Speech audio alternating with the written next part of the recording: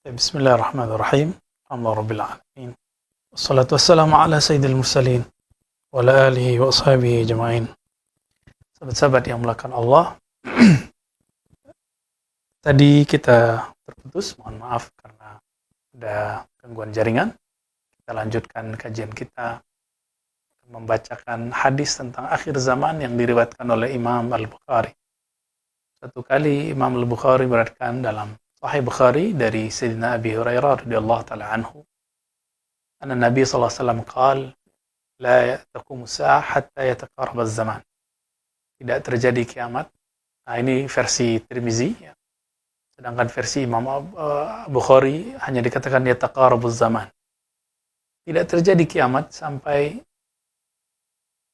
waktu terasa dekat. Dalam riwayat Imam Tirmizi diperjelas, ditafsil, as-sanah kasyahr, asy-syahru kal-usbu' wal-usbu' kal-yawm. Setahun terasa sebulan, sebulan terasa seminggu, seminggu terasa sehari, bahkan sehari terasa seperti percikan api. Begitu ditafsil, dirinci oleh murid Imam Bukhari, yaitu Imamuna At-Tirmizi. Di riwayat Imam Bukhari ini coba disebutkan yataqarabuz zaman. Dan betul teman-teman, bagi yang pernah hidup di zaman manual, di zaman dulu belum ada listrik, belum ada handphone seperti sekarang, belum ada gadget seperti ini, belum ada TV, belum ada YouTube, belum ada FB, belum ada IG. Orang-orang menjalani hidup itu terasa lama. Belum ada alat transportasi seperti secanggih hari ini. Orang kalau mau pergi haji itu bisa 6 bulan naik kapal. Ada yang sudah meninggal di tengah jalan, ada yang pulang cuma namanya, ada yang sampai tidak pulang-pulang lagi. Begitulah, terasa lama. Tapi hari ini kalaupun haji ada 40 hari. Dulu Pak Haji pulang-pulang menjadi alim, mengerti bahasa Arab, mengerti tafsir, mengerti hadis, punya sanad keilmuan. Tentu berbeda ketika hajinya instan, tidak seperti ulama-ulama terdahulu. Waktu cepat sekali berkembang, berjalan. Tahu-tahu kita sudah beruban, tahu-tahu kita sudah menikah, sudah punya anak. Ya, maka benarlah kata Nabi, ini adalah tanda yang sudah mulai dekat. Ini bagian dari tanda akhir zaman yang Nabi sampaikan, sallallahu alaihi wasallam. Kemudian dikatakan di hadis itu, wayan kusul amal. Waktu terasa cepat, tapi orang tidak mau mengejar amal. Amal masih terlihat sedikit. Yan kusul amalu. Orang beramal tidak banyak. Ya. Amal itu, teman-teman, ada amal qalbu, ada amal akal, ada amal jasad. Amal yang dimaksud tentu semuanya, dimulai dari amal qalbu. Jangan kita beramal kecuali kita sertakan qalbu kita bersama amalan tersebut. Jangan berdoa kecuali qalbu kita menghadap kepada keindahan, kehaibahan, kehebatan Allah Subhanahu wa ta'ala. Karena Allah tidak memandang kecuali qalbu yang menghadap kepadanya. Dan qalbu itu punya dua karakter, sebagaimana dikatakan oleh Imam Athaillah As-Sakandari. Ada karakter iqbal, memandang, menghadap, patuh kepada Allah, tawajjuh kepada pencipta langit dan bumi. Ada yang membangkang, menghindar, disebut idbar. Idbar artinya dia membelakangi, membangkang daripada Allah Subhanahu wa ta'ala. Dan betullah apa yang kata Nabi sallallahu alaihi wasallam. Kalaupun hari ini orang beramal, lebih banyak amalnya amal zahirnya, tapi tidak menyertakan qalbunya. Ini yang kita khawatirkan. Yang Nabi katakan, "Wallahi allazi la ilaha ghairuh, fawalladzi la ilaha ghairuh." Hadis Imam Bukhari. Demi yang tiada yang berhak disembah kecuali Dia. Inna ahadakum la ya'mal amala ahli jannah. Kamu itu ada yang beramal seperti amal ahli surga. Namun kita dikatakan dalam hadis itu antara dia dan surga hanya 1 zira, hatta ma yakun bainahu wa bainaha illa dhira, hanya seperti sejengkal. Fa yasbiqu alal kitab, tapi Alkitab telah menentukan bahwa dia tidak menyertakan hatinya, lebih kurang begitu jika dia maknai. Sehingga ketika orang menua atau sakit parah, tubuhnya sakit, jiwanya kosong, maka kekosongan jiwa ini yang akan membuat buruk di akhirnya. Maka ini yang kita sebut su'ul khatimah. Lain dengan orang yang ketika ibadahnya sedikit, tapi dalam sedikit itu dia menyertakan dirinya, menyertakan kolbunya bersama Allah Subhanahu wa Ta'ala. Inilah yang dikatakan Nabi ketika ditanya, apakah amal paling mulia wahai Rasulullah? Rasulullah mengatakan, al-imanu billah, yaitu amal hati, yakin percaya kepada Allah.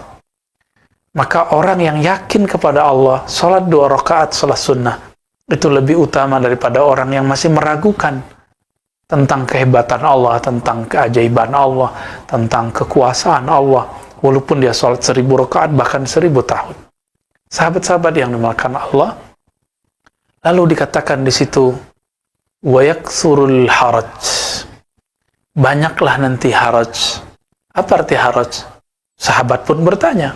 Ternyata haraj bukanlah bahasa Arab Mekah dan Madinah. Ternyata ini bahasa Arab orang Habasyah, Ethiopia. Jadi ternyata dari dulu Arab ini banyak ragamnya. Apa kata Nabi? Nabi menguasai banyak bahasa. Al-haraj yai al-qatl. Banyak kematian, pembunuhan. Qatl artinya kematian disebabkan karena pembunuhan. Teman-teman yang melakukan Allah, ketika kita membaca hadis ini, maka terbayang oleh kita bahwa di akhir zaman nanti, ketika waktu sudah cepat, amal sudah berkurang, ada satu yang akan terjadi di masa depan, yaitu banyak pembunuhan. Kita tidak tahu dan kita tidak mau mencocok logikan, karena ini sudah masalah global, bukan masalah cuma di negeri kita. Maka teman-teman, mari berpikir jernih, jangan berpikir konspiratif yang tidak sahih. Karena berpikir konspiratif itu ada teorinya, ada pendekatannya, ada mazhab dan alirannya, ada metodologinya, ada approach-nya, dan kita tidak sembarangan. Karena konspirasi ini jika tidak sahih, dia akan meracuni cara berpikir.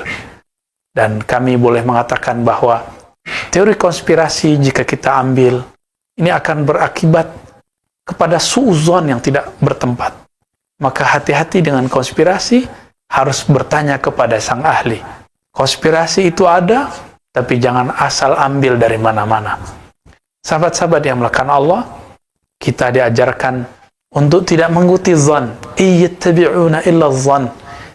Tidaklah mereka mengikuti kecuali hanya zan. Apa arti zan? Asumsi-asumsi, opini-opini. Teman-teman, maka kepada para dai, siapapun yang dengan hati yang paling dalam, hati yang paling jernih, dengan kerendahan hati juga, teman-teman para dai, tolong jangan sampaikan suatu bahan pikiran yang masih bersifat opini, karena opini cukup jadikan konsumsi pribadi atau jadikan obrolan internal kita. Jangan kemudian dikhutbahkan, diajarkan. Ingat, Nabi SAW mengatakan, di akhir zaman, ketika ulama-ulama banyak meninggal, ittakhadhan nasu ru'asa juhala. Orang-orang banyak mengambil pemimpin, figur-figur ulama-ulama yang juhala, yang mereka tidak mengerti ilmu, yang mereka mengikuti asumsi dan opini. Lalu dikatakan, mereka dimintakan fatwa. Lalu fa'aftau, lalu mereka berfatwa. Fadallu wa adallu, mereka sesat dan menyesatkan orang. Kami minta ampun kepada Allah, memohon kepada Allah, semoga lisan ini tidak terjebak, tidak tergelincir ke arah sana. Dan kita berdoa juga semoga ulama-ulama kita, guru-guru kita, masyayikh kita, kiai-kiai kita dijaga oleh Allah Subhanahu wa Ta'ala agar tidak terjebak kepada asumsi dan opini. Teman-teman yang melekat Allah, tadi di awal kita mengatakan bahwa Imam Bukhari menulis dalam kitabnya Sahih Bukhari, Kitabul Fitan, bab tentang fitnah akhir zaman. Imam Muslim juga demikian menulis dalam Sahih Muslim, Kitabul Fitan wa Asyaratis Sa'ah, bab tentang kekacauan huru-hara akhir zaman dan tanda-tanda kiamat. Hadis yang disampaikan tidak jauh berbeda. Berbedanya cuma dalam pengumpulan dan periwayatan beberapa hadis yang mungkin tidak banyak disebutkan di Bukhari, lalu kemudian diperdalam dalam hadis Imam Muslim. Ya. Teman-teman yang melakukan Allah, ini zaman bukan, jangan dibayangkan lagi ini adalah zaman yang sederhana, masa yang akan kembali seperti dahulu kembali. Tidak, ini sudah masalah global, ini bukan masalah Indonesia saja, ini bukan masalah negara tetangga saja, ini masalah semua negara. Maka Nabi mengatakan, isbiru hatta talqawni alal haut. Sabarlah kamu, bertahanlah kamu, sampai kamu bertemu aku nanti di haut, telaga Nabi sallallahu alaihi wasallam. Namun kita tidak mau sabar, kita suka beropini, suka mengkritik yang tidak tepat. Kita mengkritik tapi isinya mencaci. Ketika mencaci, isinya kemudian menyudutkan. Dan seorang muslim tidak akan melakukan itu tentunya. Sibabul muslim fusuk. Mencaci sesama muslim adalah kefasikan. Wa qitaluhu kufrun. Wa qitaluhu kufrun, membunuhnya adalah sebuah kekufuran. Teman-teman dimakan Allah, sahabat dimakan Allah, akidah Ahlussunnah mengenai akhir zaman, tentang peristiwa akhir zaman, ini sudah digariskan dengan jelas di dalam rukun iman. Rukun iman kita yang kelima adalah percaya kepada hari akhir. Sebelum hari akhir itu, teman-teman, ada yang disebut asyaratus sa'ah. Nah, di dalam Al-Quran dan Sunnah, Nabi menyebut akhir zaman ataupun kiamat dengan sebutan beragam. Kadang disebut as-sa'ah. Sa'ah dalam artian waktu, time. Juga berarti al-qiyamah, berdirinya suatu kejadian. Juga disebut dengan al-waqi'ah, kejadian besar. Juga disebut dengan istilah yang rumit ya, al-fitan ya. Ada zalazil dan segala macam, namanya sangat banyak. Untuk masuk ke arah sana, kita menemukan hadis-hadis yang beragam dan Nabi SAW menyampaikannya dalam waktu-waktu tertentu. Sahabat-sahabat meriwayatkan lalu dikumpulkan oleh para ahli hadis. Kemudian ulama kita di zaman sekarang membaginya bahwa akhir zaman itu, teman-teman, ada tanda-tanda yang disebut asyarat sughra, tanda-tanda kecil daripada hari kiamat. Dan yang kedua, ada tanda yang wusta, kejadiannya di pertengahan, setelah melewati masa yang kecil-kecil, tanda yang kecil-kecil. Tanda kecil ini tandai dengan diutusnya baginda Nabi, wafatnya beliau, terjadinya pembunuhan terhadap ahlu bait beliau, terjadinya huru-hara di berbagai negeri di tanah Arab, dan segala macam. Nanti ada lagi setelah itu wusta. Setelah wusta baru kubra. Nah, wusta berarti pertengahan, kubra berarti tanda-tanda besar yang kemudian disebutkan dalam hadis Muslim. Ada 10 tanda besar sebelum kiamat terjadi. Lalu kita sekarang berada di mana, teman-teman? Ini bukan untuk menakuti, tapi untuk basyiran wa nadhira. Sekarang kita tugasnya adalah nazir, mewarisi tugas kenabian, yaitu memberikan peringatan agar umat warning, agar kita ketika kajian akhir zaman tertata, tidak terjebak kepada hal-hal yang bersifat halu, mencocok logikan. Kita sangat berterima kasih kepada para asatiz, para dai yang telah mengingatkan umat mengenai pentingnya akhir zaman. Cuma apabila kajian ini tidak ada arahnya, tidak mengikuti kaidah-kaidah Ahlussunnah, yang terjadi nanti adalah cocok logi, ketidaksabaran, lalu kemudian sangat mudah untuk diracuni agar terjebak kepada hal-hal yang justru menambah fitan, menambah kekacauan. Akan banyak orang yang tidak sabar lagi dengan kejadian-kejadian masa ini. Teman-teman yang mulakan Allah, sahabat-sahabat dimanapun berada, Nabi SAW menyebutkan banyak sekali, dan ternyata kita berada di akhir bagian pertengahan. Dan ini bukan pendapat saya pribadi, ini pendapat banyak ulama, salah satunya Al-Habib Abu Bakar Al-Adni, begitu juga Al-Habib Umar bin Hafiz, begitu juga masyaikh-masyaikh kita di negeri ini ataupun di Timur Tengah sana, banyak yang sudah mengatakan ini. Syekh Al-Adni, Al-Habib Al-Adni terkenal dengan fikih yang disebut fikih tahawulat. Nah, beliau pun mengungkapkan hal yang sama. Nah, apa tandanya?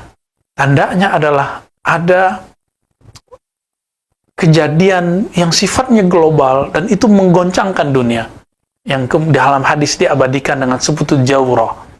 Teman-teman, akhir daripada tanda-tanda yang pertengahan ini adalah awal dari kemunculnya fitnatud dajjal dan juga awal dari kemunculan dari hadiyul mahdi, hidayahnya Mahdi.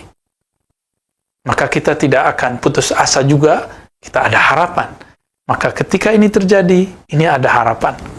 Apa kata Nabi SAW? Allah akan mengutus Al-Imam Al-Mahdi yang akan membawa keadilan setelah muliat al-ardu jawra, setelah bumi dipenuhi dengan kezaliman-kezaliman. Jawra itu lebih daripada zulma. Jawra ini barangkali bisa juga diartikan konspirasi global, atau apapun. Coba renungkan teman-teman dimakan Allah, kita tidak usah benci satu negara. Kita juga tidak usah kemudian menuduh satu negara. Coba lihat negara-negara yang dulu menyebut dirinya adik kuasa, paling maju. Ternyata mereka mempunyai hutang yang sangat banyak sekali. Dan mereka negara-negara termaju di dunia adalah negara paling banyak hutangnya di dunia. Meskipun mereka menghutangi negara-negara berkembang seperti kita. Tapi pertanyaannya, jika negara seperti Amerika, seperti China, seperti Inggris, seperti negara-negara yang lain, Jerman, Prancis, berhutang, lalu siapa yang menghutanginya? Siapa sumber semua ini? Ini pertanyaan besar kita.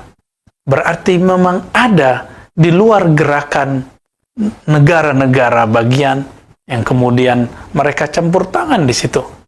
Namun, lagi-lagi, karena teori konspirasi ini banyak zon dan wahamnya, banyak asumsinya, kita menghindari itu.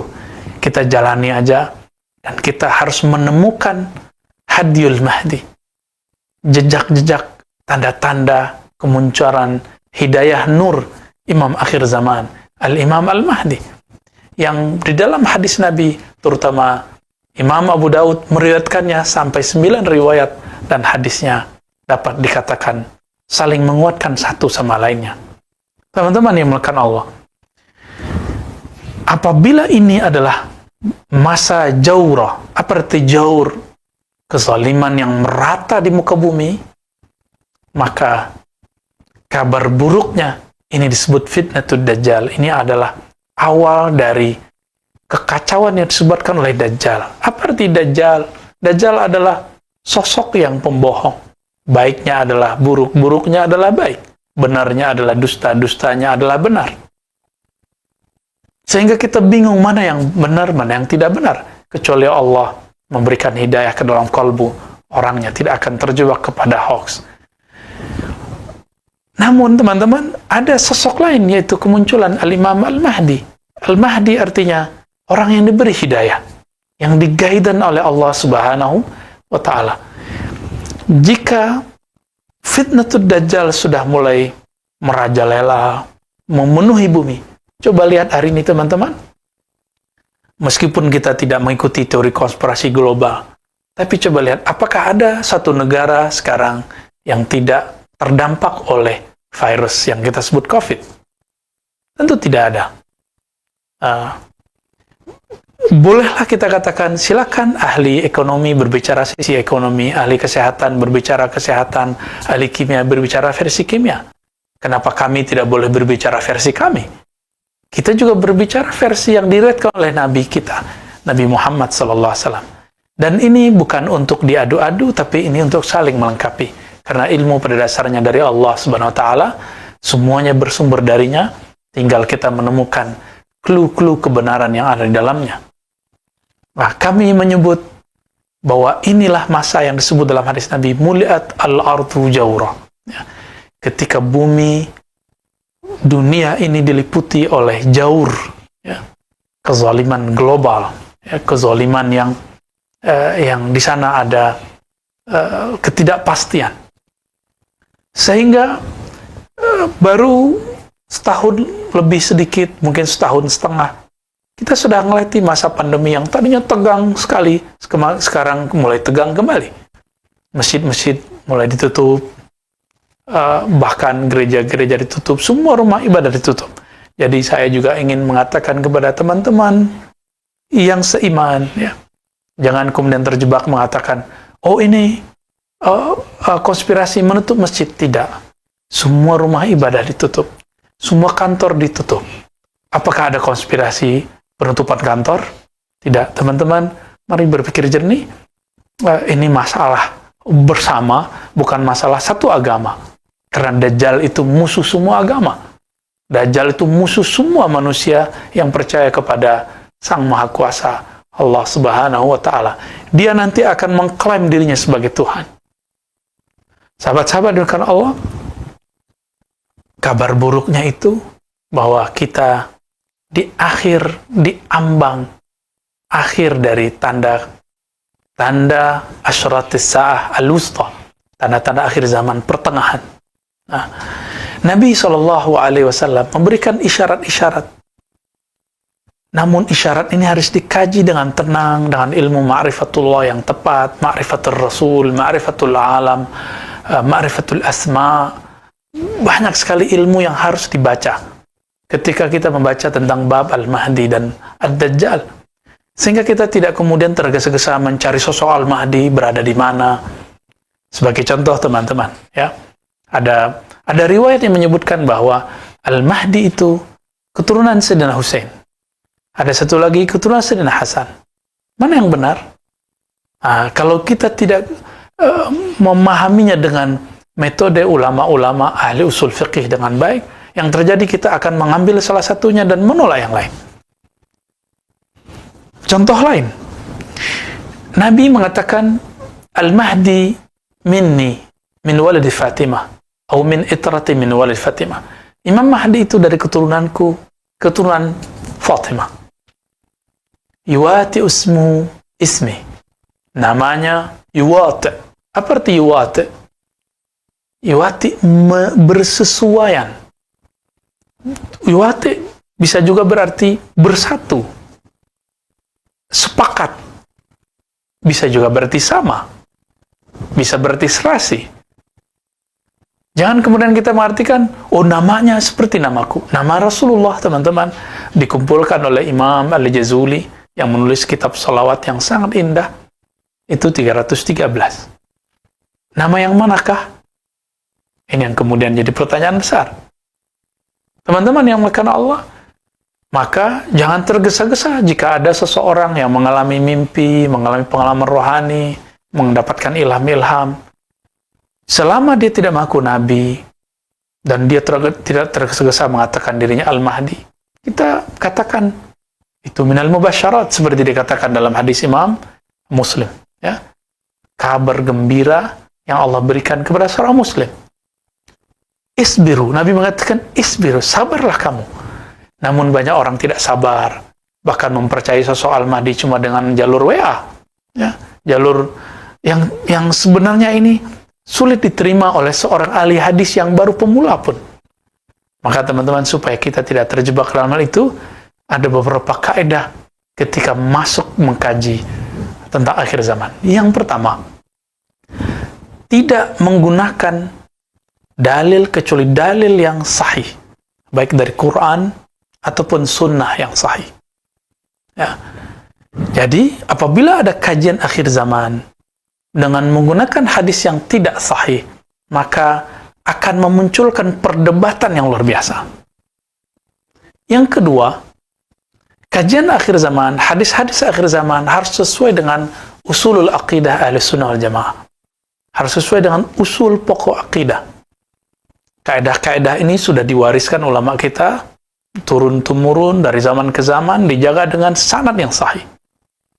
Sehingga tidak terjebak kepada apa yang disebut cocok logi yang tidak sesuai dengan tempatnya. Maka kita harus menghindarkan cocok logi. Dan yang ketiga, teman-teman, as-sabru fil bahthi. Sabar dalam membahasnya. Jangan kemudian terburu-buru untuk mengklaim, untuk menyebutkan, untuk memahami, apalagi menyimpulkan. Apalagi kemudian mengklaim inilah yang paling benar.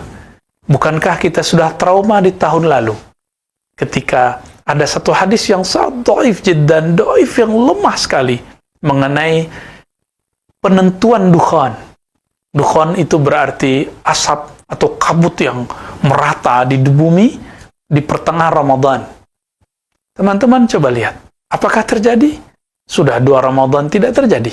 Kenapa? Karena seandainya pun kita menggunakan riwayat itu, riwayat Al-Imam Al-Hafiz Abu Syekh, itu pun syaratnya belum cukup. Kalau kita mau menggunakan riwayat tadi. Tapi masalahnya riwayat tadi bermasalah. Hadis dukhan ada. Bahkan ayatnya ada, tapi dukhan dalam Al-Quran berkaitan dengan kiamat.